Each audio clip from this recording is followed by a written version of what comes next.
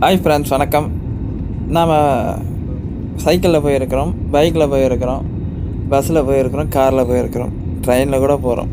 இங்கே போகும்போது அவசரத்துக்கு வண்டியை நிறுத்துவதற்கு நாம் பயன்படுத்துகிற பிரேக் சிஸ்டம் நமக்கு தெரியும். சைக்கிளில் எப்படி இருக்கும், பைக்கில் எப்படி வச்சுருக்கிறாங்க, காரில் எப்படி வச்சுருக்கிறாங்க, ட்ரெயினில் எப்படி வச்சுருக்கிறாங்க, நம்ம எல்லாருக்கும் ஓரளவுக்கு தெரியும்.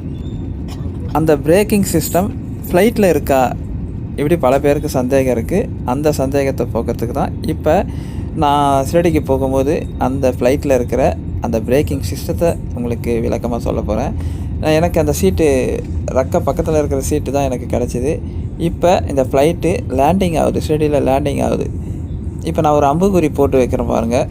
அம்புக்குறி உங்களை காட்டுறது பிரேக்கிங் சிஸ்டத்தில் அது ஆன் ஆகிடுச்சு. அதை தான் இப்போ கீழே இறங்கும்போது வேகமாக இறங்கக்கூடாது. அப்போ அதோடய காற்று வேகத்தை தடுக்கிறதுக்காக ஃப்ளைட்டில் ரெக்கையில் இந்த ஒரு சிஸ்டம் உள்ளே இருந்து வெளியே அனுப்புவார் ஃப்ளைட்டு. அது நம்மளுடைய பைலட்டு வெளியே அனுப்பியிருப்பார்.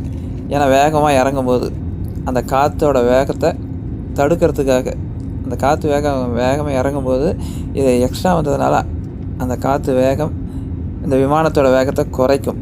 அதுதான் இந்த பிரேக் சிஸ்டம்.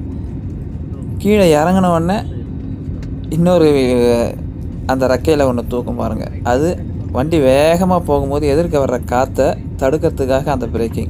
ஆக 2 பிரேக் இருக்குது இதில். மேலேருந்து லேண்டிங் ஆகும்போது ஒரு பிரேக்கு, கீழே போகும்போது எதிர்க்க வர காற்றை தடுத்து நிறுத்துறதுக்காக இப்போ ஒரு பிரேக்கு பைலட் தூக்குறாரு பாருங்கள்.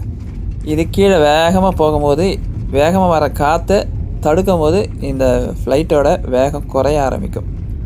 இதுதான் வண்டியோட பிரேக்கிங் சிஸ்டம், ஃப்ளைட்டோட பிரேக்கிங் சிஸ்டம். இப்போ தூக்கும் போது ஃப்ளைட்டு வேகமாக போகுதில்ல, அதை காற்று அதை காற்றை தடுக்கும்போது அந்த ஃப்ளைட்டோட வேகம் தன்னால் குறையும். இது 2 பக்கமும் இருக்கும். அந்த ரெக்க சைடும் இருக்கும், இந்த 2 ரெக்க சைடும் இருக்கும். வேகம் குறைய குறைய அது அப்படியே கீழே இறங்க பாருங்கள். அழகாக இறங்கிடும், வேகம் குறைஞ்சிரும். அப்போ அது பைலட் திருப்பம் பழைய நிலைமைக்கு கொண்டு வந்துடுவார். ஃப்ளைட்டோட பிரேக் சிஸ்டம் இதுதான். மேலேருந்து இறங்கும்போது ஒரு பிரேக்கு, தரையில் போகும்போது ஒரு பிரேக்கு. ஆக இதில் 2 பிரேக்கிங் சிஸ்டம் இருக்குது. நீங்கள் ஃப்ளைட்டில் போகும்போது கவனிச்சிங்கன்னா தெரியும். இப்போ ஃப்ளைட்டோட வேகம் கம்மியாகிடுச்சு, திரும்ப அது பழைய நிலைமைக்கு வந்துடும் பாருங்கள். அழகாக வரும், அது ரொம்ப அழகாக வரும். பார்த்தீங்கன்னா பழைய நிலைமைக்கு வந்துடும். இது ஏறும் போது போடுவாங்கன்னா கண்டிப்பாக இல்லை. மேலே ஏறும் போது இது போட மாட்டாங்க. மேலே போகும்போது அது மாதிரி பயன்படுத்தணும். இறங்கும் போது மட்டும்தான் இந்த பிரேக்கிங் சிஸ்டத்தை ஃப்ளைட்டில் நாம் பயன்படுத்துகிறாங்க. எவ்வளோ அழகாக பொறுமையாக இறங்குது பாருங்கள். ஏன்னா ஃப்ளைட்டோட வேகம் ஸ்லோவாகிடுச்சு. இதுக்கப்புறம் அது தேவையில்லை. எவ்வளோ அழகாக இறங்கிடுச்சு பாருங்கள். அவ்வளோதான். இப்போ கீழே இருக்கிறதும் பழைய நிலைமைக்கு வரும் பாருங்கள். நான் இப்போ அம்புக்குறி போட்டுருக்கேன், அதுவும் பழைய நிலைமைக்கு உள்ளே போயிடும். ரெக்கையில் 2 இடத்துல பிரேக்கிங் சிஸ்டம் ஃப்ளைட்டில் யூஸ் பண்ணுறாங்க.